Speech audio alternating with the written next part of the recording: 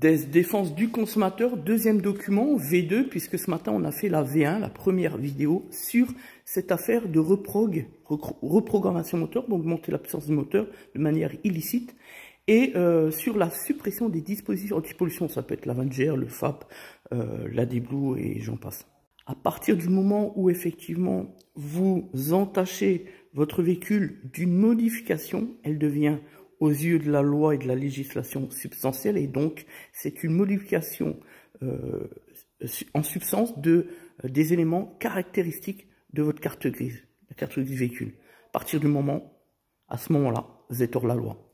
Vous ne pouvez absolument plus utiliser, même pour rentrer chez vous, même pas 1 mètre sur la voie publique avec ce véhicule, alors et ainsi modifié. Les détracteurs qui sont rien de moins que des reprogrammeurs, des spécialistes du charlatanisme, des escrocs dont l'entreprise repose sur une fraude, faut pas l'oublier, viendront trouver comme atout maître le seul argument de vente qui est le leur, que vous allez gagner en consommation de carburant. On a vu dans la première vidéo de ce matin, en V1, que c'était faux, c'était un leurre. Et le pire dans tout ça, c'est que leur entreprise est fondée sur des statuts corrompus, parce que de ce qu'on a régulièrement constaté, nous en tout cas, c'est qu'à chaque fois ils utilisent un statut d'entretien réparation automobile, alors que là on est très loin de ça, c'est plutôt de l'ingénierie.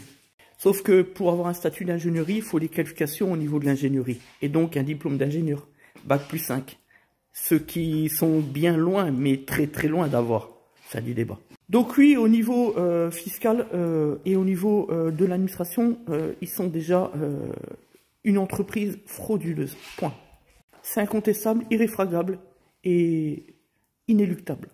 Ensuite, puisqu'on a fait le tour sur les avantages à faire une reprog et à supprimer les dispositions anti-pollution, qui sont au néant, vous l'avez compris, faisons le point sur les inconvénients. Et là, il y en a des masses, des tonnes.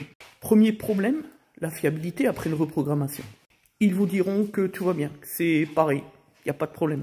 Je me permets de rappeler que quand on met 30, 40, 50, des fois presque 100 chevaux, même en stage 1, sur un véhicule, faut pas m'expliquer que tout va bien, au niveau de l'embrayage par exemple. Après l'absence d'avantages, après le problème de fiabilité, il y a évidemment le délit, les encours pénales. La sanction pénale pour chaque dispositif supprimé, c'est 7 500 € d'amende. Le véhicule qui est immédiatement bloqué par les forces de l'ordre, un ingénieur près la cour d'appel qui est saisi par le parquet, et enfin une procédure devant le tribunal correctionnel de la compétence territoriale.